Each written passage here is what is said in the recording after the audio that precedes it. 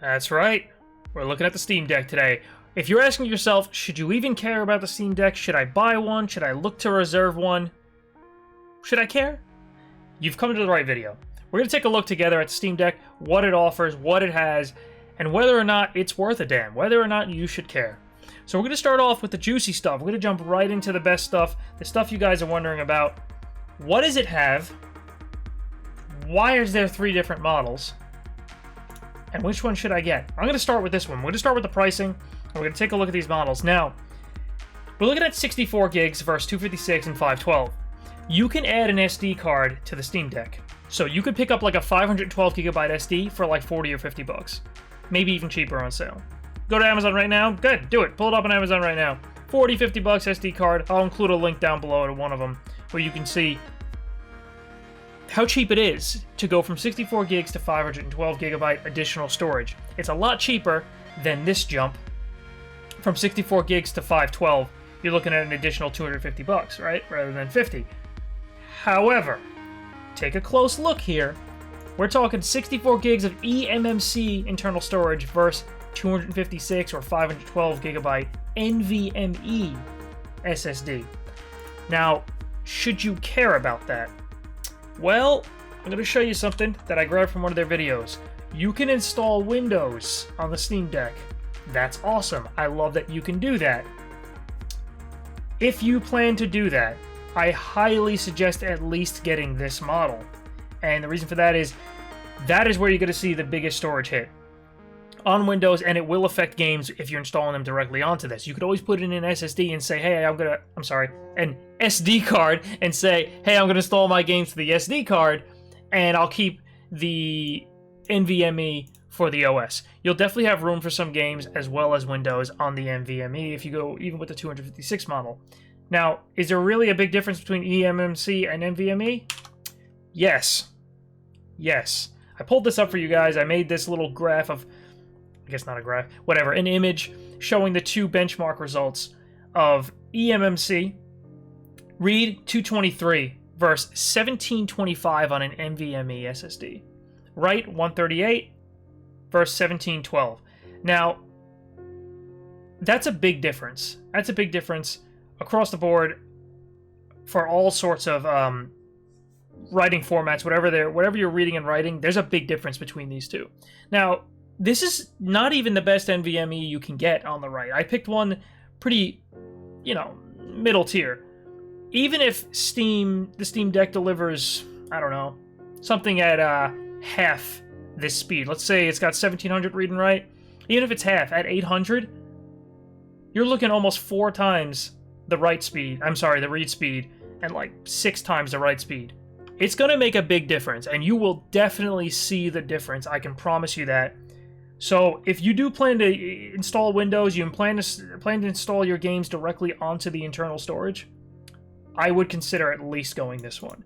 That's if you're really going to throw a lot of time into this thing. You're going to take it on the go. You're going to be playing it, I don't know, on your commute to work or whatever it may be, or in the middle of your school classroom. I won't tell anyone, I promise.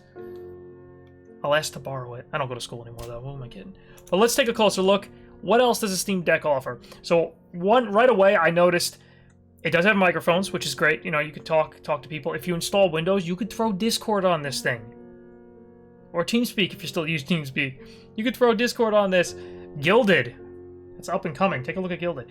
That's incredible. That's important to me. I like to communicate with my guild, my friends, while I'm playing.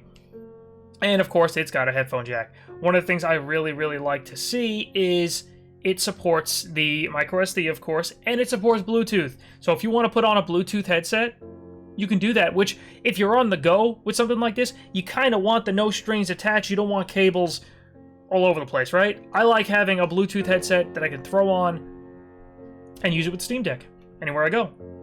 That's great, right? So let's take a little bit closer look at the detailed hardware specs. What are we getting? So an AMD APU, which, for those of you that don't know what an APU is, it's going to handle the CPU and the GPU stuff. That's one piece of hardware that handles both. It's not your processor and video card, it's one. Now, they're not the best when it comes to performance, but they are getting better. They definitely do deliver what you need it to deliver on something like this. Now, you might be saying, oh, it's probably crap. I promise you it's not, because of this. You're playing on 1280, a 1280 display. Now, that might be something that kind of pulls people back a bit. Be like, oh, I don't even get 1080. You don't, but you're on a small display to the point where you're probably not really going to see the difference. If you're on an 800 display and you're getting 1280 by 800, you're not getting 1080, right? Because 1080 is your 1920 by 1080. So you're getting 1280 by 800 on a 7-inch display, and that will take a lot less hardware to deliver your 60 FPS than it would on a 1080 display, right? On an 800 display, it takes a lot less to deliver 60 FPS than a 1080 resolution would. Hopefully we're all following that. Hopefully that all makes sense. So this will do it. This will deliver. This will be able to do that without a doubt. And one of the other things about it, it takes nearly no power. 4 to 15 watts, that's extremely, extremely small. When a standard CPU alone today is 70 to 100 watts, depending on whether you're overclocking, what models you have. You can even go, higher than that. That's just the CPU. We're not even talking the GPU. There's some GPUs out there pushing 300 watts for a single video card. So this is handling both for 4 to 15 watts. That's very, very important when something is battery powered and you want that battery to last. 16 gigabytes of LPDDR5 RAM.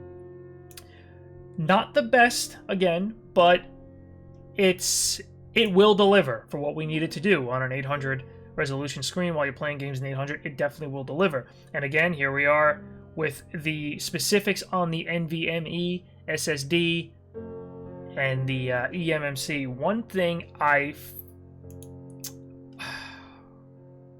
did notice here is the word high speed. High speed on the 512 model versus the 256. So these both have NVMEs, the 256 and the 512. The 512 claims high speeds. All models include the high-speed microSD card slot, which is great. I'm very curious why they say high-speed NVMe for the 512 when they're both using Gen 3 PCIe.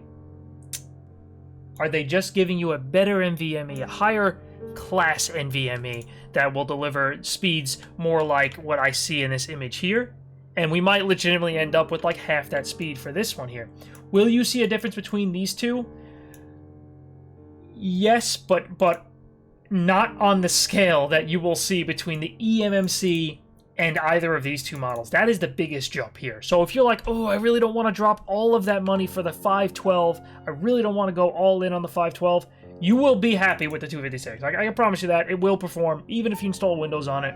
But SteamOS, which is a Linux-based operating system, will definitely perform best on this. It's a lot more lightweight than Windows is. But you'll manage, right? I think you'll be okay with the 256. But, heck, it's your money. I'm not telling you how to spend it, but I'm just giving my opinion on that. It does have a touchscreen, which is cool. They do, you can touch around if you want to go through the SteamOS and stuff like that. So I do like that, and that's something I did look at. I came right away to the specs, and I was like, can I get 5 gigahertz on this?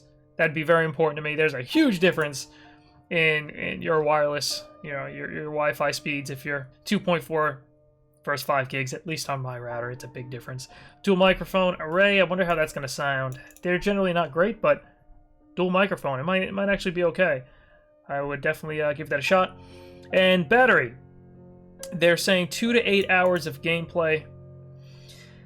That's not much, in my opinion, but that's not too bad either. But you know what they're going to do, right? You're going to have third-party accessories, mobile charging. Plus, they already have mobile chargers that have Type-C support. So you could always pick up one of those. You don't even need to have a Steam Deck-specific one that you can use on the bus on the go. You'll be good to go there. And then what I absolutely was super excited to see was USB-C with DisplayPort. You can throw in an external monitor and be good to go. However, this thing is not going to deliver performance at 4K, and definitely not at 8K while you're gaming. So if you're thinking about, I'm going to hook up a 4K monitor and 4K game on this thing, I can assure you it's not going to perform well. It will not. You can throw in a 4K monitor, an 8K monitor, and browse stuff. Use it as an actual computer. Sure, you can actually do that. You could throw in a mouse and keyboard on this thing. You can use Bluetooth mouse and keyboard if you want. You can, yeah, you can connect that up and be good to go. But you're definitely not going to be gaming on 4K on this. It's not going to happen. It's not going to do well. In fact, I'd be surprised if it even lets you. Even with the 4K display, I'd be surprised if it lets you change the game's resolution to 4K. You know what? It's probably not going to limit you. What am I thinking? It's probably just, you could select it in a game's graphic settings, but it's not going to, you're going to complain. You're going to complain about it. But, take a look. USB ports. Mouse, keyboard, good to go. Ethernet, even if you want. I don't see myself using Ethernet on a Steam Deck. The whole point of this thing is to be mobile. But if you are on the go, you go somewhere, you go on vacation or something, you connect this thing to a monitor, what do you care? It's already connected to a monitor. Throw a mouse and keyboard on there, throw an Ethernet port, throw it right into its charger, and you're good to go. You can legitimately use this as an actual computer. You can install, like I showed you, Windows. You can install Windows on this thing. You can throw Word on it if you want. Anything you have on Windows, you can throw on here, and you can use it just as a computer. So it is a very tiny laptop in a way, if you look at it that way. But I'm excited about this. I'm definitely going to be picking one up, and I will absolutely do a review video on it, and I will do, beyond a review video, I'll do like a very how-to on it. How it works, what you're looking at, how it's going to function. And one of the cool things I really, really enjoyed about this is, looking at this! No porting required. That means if you have devs that are like, they're done developing a game, it's done, they're not going to touch it, they're not going to update it again, it will most likely just work. It will most likely function, and I say most likely because Steam Deck runs SteamOS 3.0, and thanks to Proton, your build will likely work right out of the box. This is speaking to developers. They're saying the build of their game will likely work. Keep that in mind. There's and the likely will they're putting that there because they are almost certainly talking about anti-cheat. They spoke about anti-cheat with the Steam Deck that they're working with developers to get that to function. So if you're playing online games and there's an anti-cheat involved, the developers are going to need to work with Valve to get that to function properly for Proton and SteamOS. Now, if you're installing Windows and the game is already functioning on Windows, you're good to go. It's going to work no matter what. So if you ever have an issue with a game on the Steam Deck, which is unlikely, but it could happen, and probably will happen every so often on something here and there, if you install Windows, no questions asked, it's going to work. It's just going to function just like a normal computer. Look at them. Look at them playing Hades on it. Loved Hades, by the way. Great game. Nice job, Supergiant. I got a poster of them on the side over there. So, I hope you guys enjoyed this video. I promise you I'm going to upload another video when I do get my hands on one of these. I will definitely be purchasing one because Steam is not going to send me one for free. I'm going to end up purchasing one. And we'll take a closer look together. And I'll definitely do some live streams with me messing around with it, show you guys the difference. One thing I would really like to see is the option to change the thumbsticks. They don't look bad, but things get worn out while we touch them, right? We use them, we see them. Even if it's just a color issue, like you wiped a cosmetic issue, you didn't break the thumbsticks, but you wiped the coloring off, the finish off of it, where maybe it looks a lot more glossy than it originally did. I'd love to be able to be like, hey, this is kind of worn, I'm going to swap these out. Please consider throwing that option out there where it's user-friendly, where you can kind of hold it back and twist it and take it off. I'm hoping to see that so we can add our own thumbsticks and customize it if we want. But, looking pretty good thus far. Hopefully you guys enjoyed this video, and I will catch you guys in the next one. Skidoo!